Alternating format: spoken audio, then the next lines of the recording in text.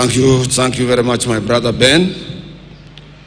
First and foremost, we must start by thanking His Excellency, the President of the Republic of Kenya, who is the Commander-in-Chief of our Defense Forces, Dr. William Samoei Ruto, particularly for having honored this day in solidarity with Kenyan workers by putting on a purple suit.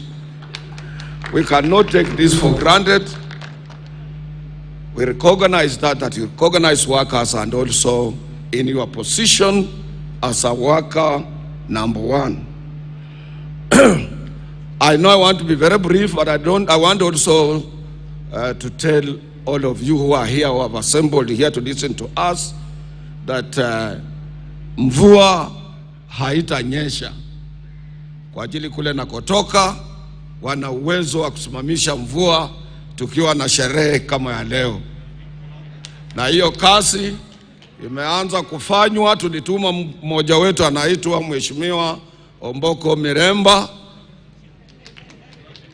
kwa ajili grandfathers wake ndio huwa wanasimamisha hii mvua kutoka kule sehemu za nyumbani.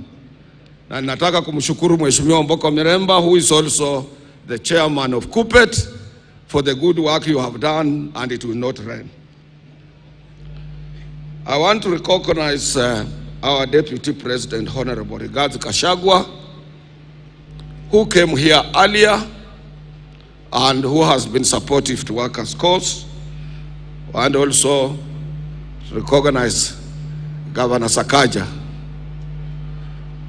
Wengi wenu mnajua wakati wa Labor Day mimi niliwauliza huyo kijana mnipatie Mheshimiwa Sakaja, and you did a good job, mkamfanya senator wa Nairobi. Sakaja grew up with my children. Sakaja has been part of my family, and that is why. And we are not saying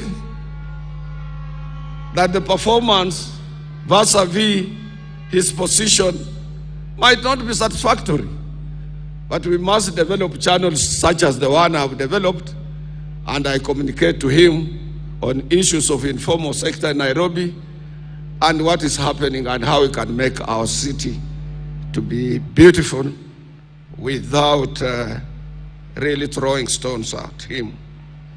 I want to recognize my cabinet secretary, who is also a former labor leader from the Union of COTU, Sister Florence Bore, who has been with us, who has worked closely with us, who has opened her offices for all labor leaders in this country. And I want to thank you, Mama.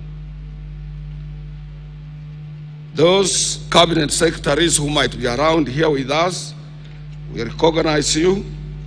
Our Principal Secretary, Minister of Labor, Social Protection, State Department for Labor, Honorable Shadrach Mwangola Mwadime, the Principal Secretary, Minister of Labor and Social Protection, State Department for Social Protection and Senior Citizen Affairs, Honorable Joseph Mogosi Motari. Other Principal Secretaries present: my twin sister, Executive Director of Federation of Kenya Employers, Sister Chaglin Mugo, the Honorable Member of Parliament for this area, the young man Felix Jalango, is very much known as Jalas. Honorable Pasaris, our women rep in this city, ambassadors and high commissioners, managing trustee of our National Social Security Fund, Brother David Koros, the Chief Executive Officer, National Hospital Insurance Fund, Brother Elijah Washira, and the Acting Director General, National Industrial Training Authority, Sister Teresa Wasike, my colleague of our sister union, Trade Union Congress, Charles Mkhwaya, and other public service unions which are around, including the universities. I was impressed to see your floats. and other dignitaries that are present, brothers and sisters, I want to be very much brief because our guest of honor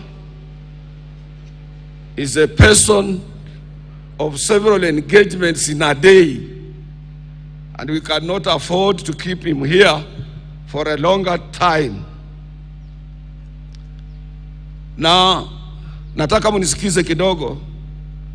Sijui kama nasikia hii, nasema nasitaka asikie.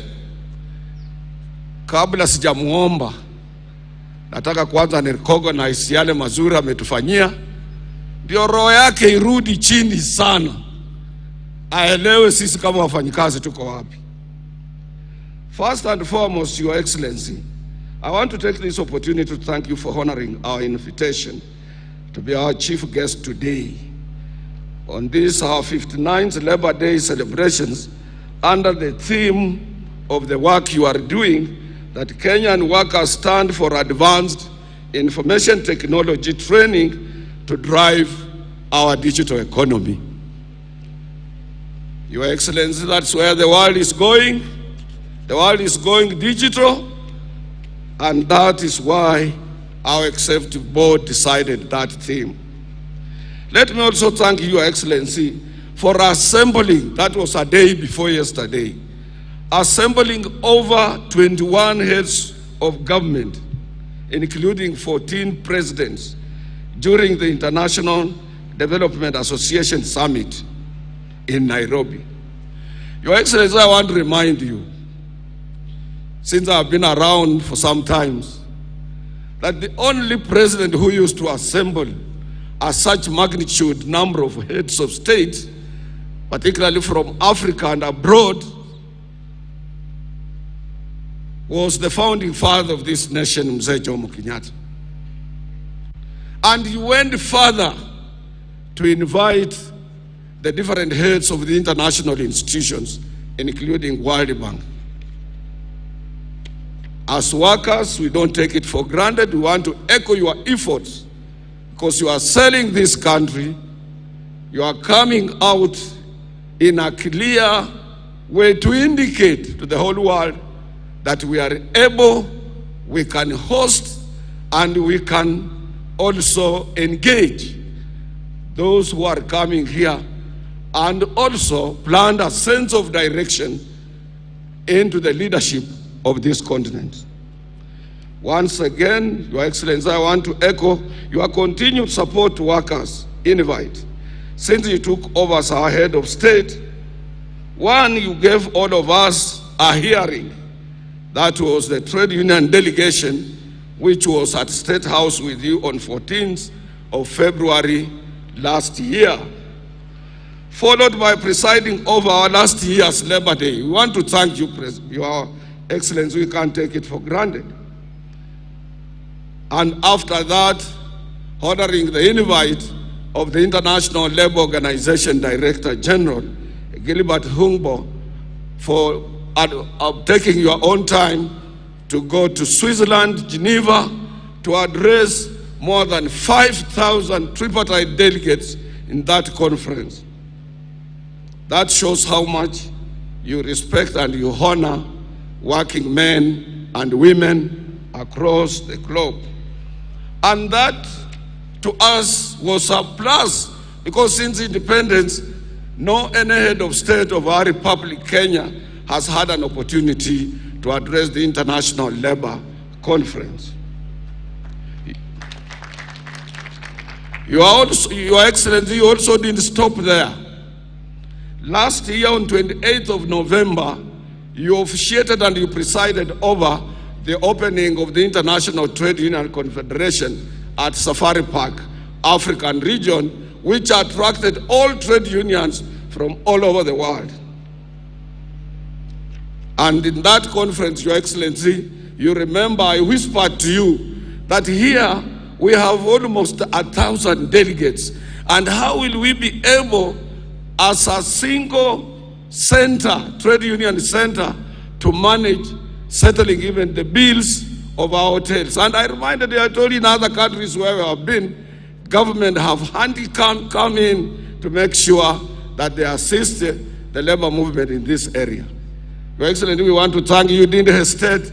Within no matter of few days, you send us 10 million Kenya shillings to assist us in offsetting the bill at Safari Park Hotel. We want to thank you for that good work. Your Excellency, the other thing we remind people today, I want my brothers and sisters to listen carefully, because some of our people cannot be able to differentiate a trade union with a SACCO or savings and cooperative societies that we have. Trade union is a pressure group, just like Sister Jacqueline has said, that employers organization, trade union, and government through the Ministry of Labor. These are the cardinal engine, particularly the center of economic growth in any given country. And it does not require hoppers, it does not require people to hawk in. It has enormous industrial relations machinery established for all of us to follow. When I hear some people coming out with some suggestions that are irrelevant, unacceptable, and not in tune with the dance that is on the platform currently, Your Excellency, we must always remember that Africa, Asia, and Latin America, we attained our independence through the struggle of the trade union movement, including this our country. In Kenya, we will always remember and forever celebrate our founding father of this nation, Mzee Jomo Kenyatta, who was part of the local government workers union, now the county government workers union. We must remember our several brothers from the Asian community. One of them was Makan Singh, who championed for registration of the trade union in this country and in East Africa. Followed by Cheke Kibachia, Agre Minya, Thomas Joseph Mboya, Fred Kubai, Vicky Wachira. Vicky Wachira was very militant, a young man in Nairobi. And Ratibu Hussein from Kibera, he was also a young man who fought closely with the labor movement for us to attain independence.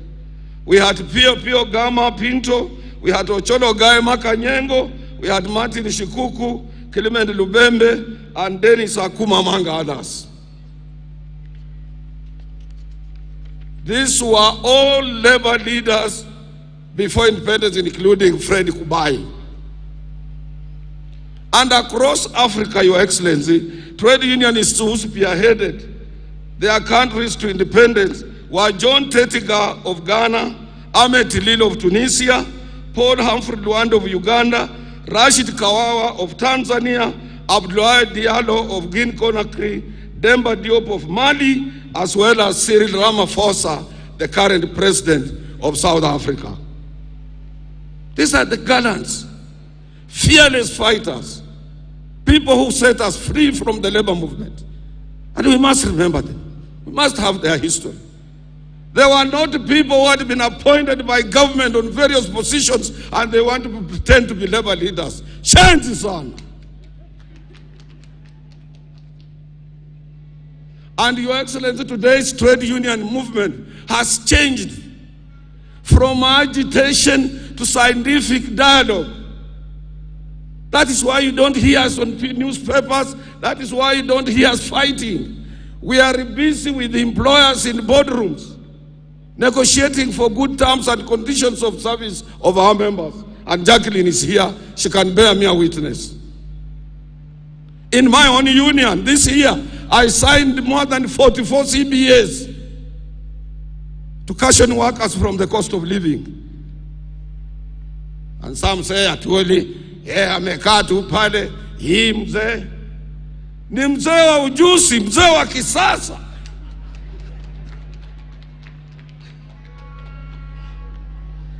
We have moved from issues of advocacy, agitation, and so on, to impress upon dialogue between us and employers. And Your Excellency, nowadays, because of digital economy, e-commerce, or platform economy as it is known, we research through our COTU Education and Economic Research Department to any enterprise before engage employer. Tunaangalia huyu ametengeneza pesa ngapi, na ile ya juu ndio tunakuja kumwambia bwana, wewe kampuni yako imetengeneza pesa hii umenunua gari, hii umefanya hii umefanya hii pesa fulani, zingine umepeleka Dubai, zingine umepeleka Ulaya, na hizi zimebaki ndio sisi tunataka tugawanyane na wafanyikazi. We don't come to your office to exclusive employers, and Jacqueline is here blindly. We also look at the cost of living, consumer price indices, inflation rate in comparison with the national economic performance. And when we demand, you cannot escape, you cannot run away, because we will go to the industrial court with those facts and we will get what we want, or the employment and labor relations court. So sisi sio wajinga. Tukikuja kwako tunajua una pesa, kama hauna tunajua hauna. Na CBA has about 40 to 30 clauses. We will look into those areas. Other areas we leave financial aside. We live until we support you to maximize profit, and with that profit we will share. Your Excellency, as I'm standing here, we have a slogan that an injury to one is an injury to all. Sister Jacqueline alishikia kidogo hali ya madaktari wetu, clinical officers.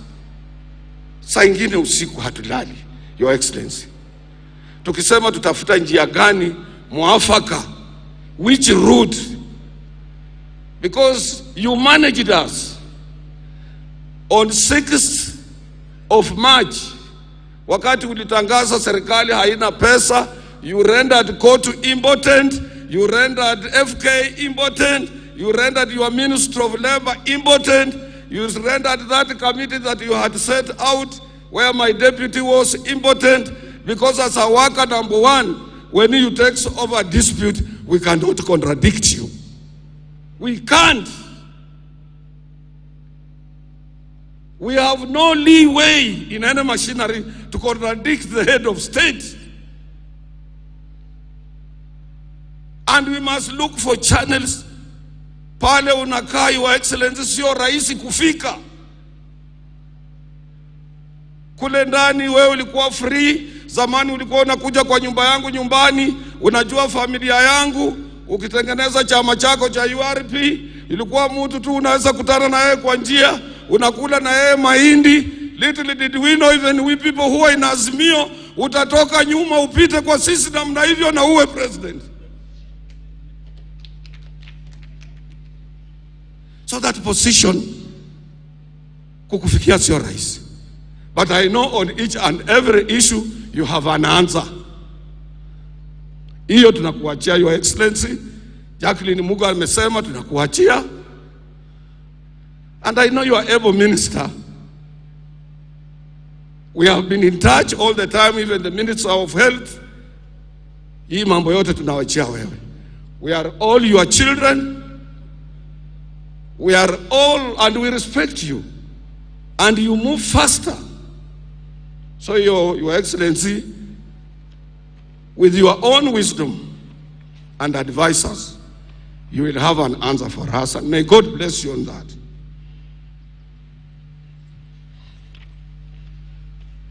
Karibu nimalize. Naomba Mungu anisaidie niwe mfupi sana kwa maneno, anisikose.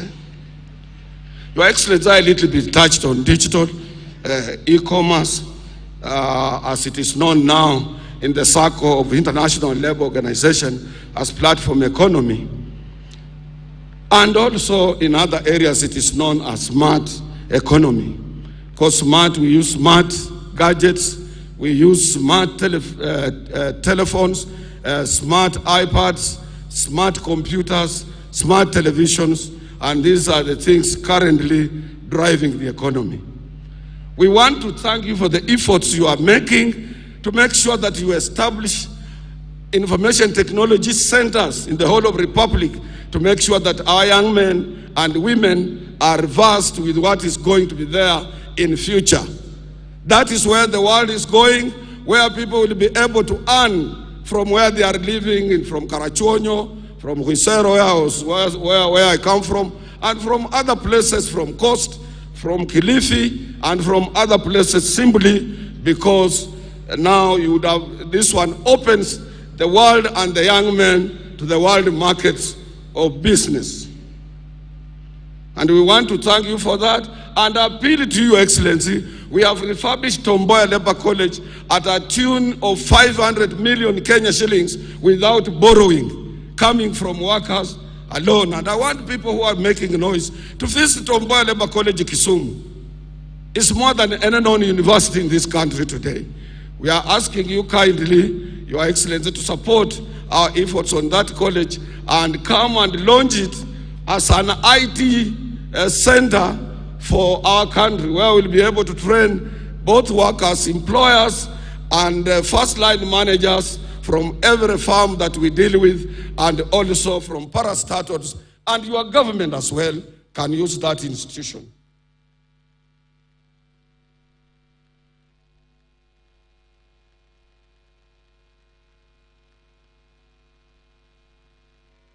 Your Excellency, you appointed me on Social Health Insurance Authority, SHIA. And we are migrating to this new authority from National Hospital Insurance Fund. We support you very much on this. And more so, the people you appointed on this SHIA board are capable people who are committed, Your Excellency, to help you, including the PS Health, including the current acting CEO, and more so, the chairman, Dr. Luenyi. But I want to appeal to you, Your Excellency. You need to come in and assist us to make sure that infrastructure is within the Ministry of Health, is dealt with quickly, so that we can be within framework of making sure that as we start registration, everything is in order and everything is going on as planned.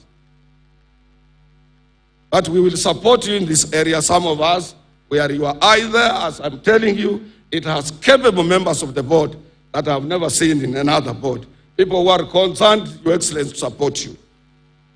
Only little bit extend your hand in support of what they are trying to come up with. On the issue of housing, you remember you did lectures about this last year during Labor Day, and you convinced us as workers that we must support you. And when I asked your ministry, which is in charge, whether workers will have an opportunity to be on that board, and after consultation with their office, they are allowed us, as per the current act, to appoint one of us on that particular board. The purpose is we as workers will support it financially. But the eye on that board also, when there will be allotment, because we have some shop stewards and workers who have even nowhere to sleep, they will have an opportunity to be housed in this new venture that you have started. And it is not only in Africa. Algeria, they did it. Egypt, they did it. And so many other African countries, they did it. And as I've said, the only problem with our country, Your Excellency, is that we were not used to paying taxes.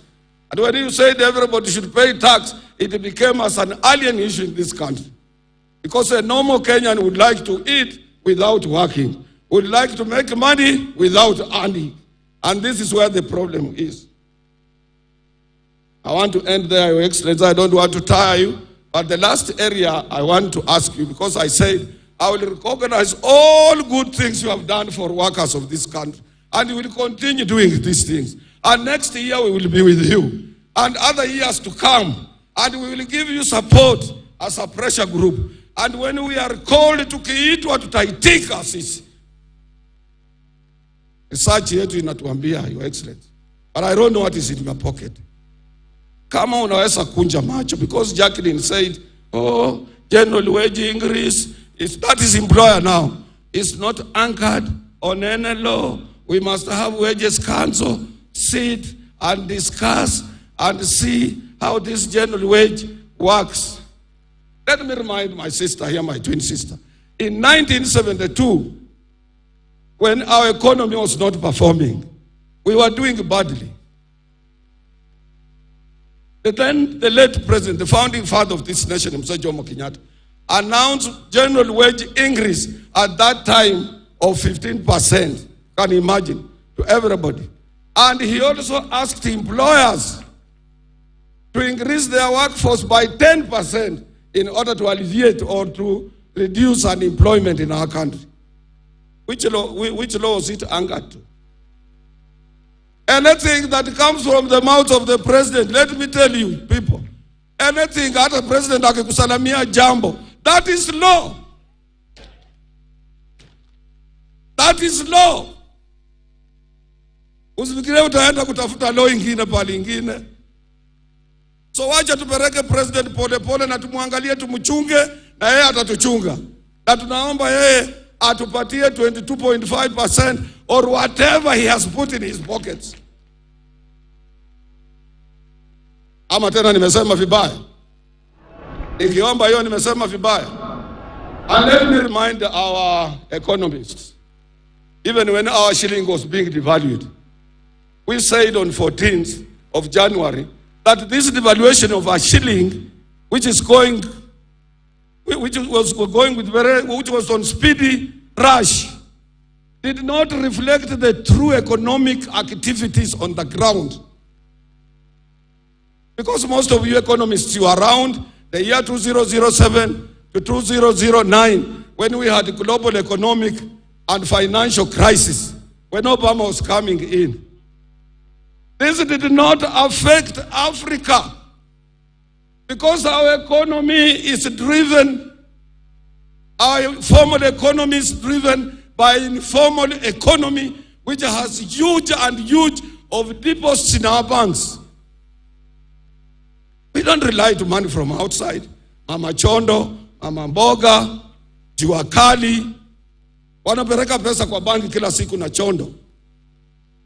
And that is why our economy is steady. And I want to appeal to His Excellency to give infrastructure to our informal sector, to support them and ask governors in various county governments to make sure that markets are built. The informal sector people are not harassed by taxes and so on. These are the people who drive our economy. And Kenya is one. After His Excellency akisema 30%. And we work hard to redouble our efforts in various places to correct the economic anomaly. We will still spur economic growth. We thank you, Your Excellency the President. May I invite our Honorable